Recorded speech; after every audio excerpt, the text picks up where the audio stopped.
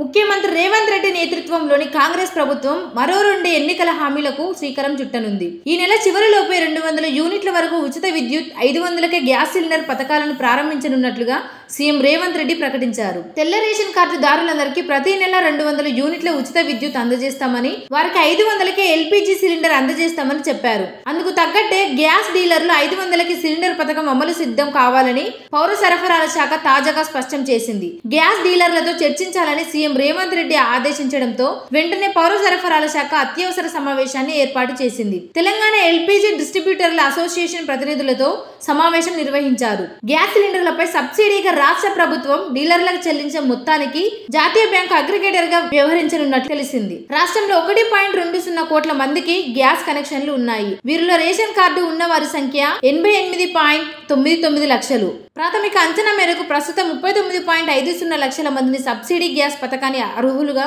గుర్తించినట్లు తెలుస్తుంది. ప్రస్తుతం జరుగుతున్న ఇంటింటి సర్వే పూర్తయ్యాక అర్హుల సంఖ్య పెరిగే అవకాశం ఉంది.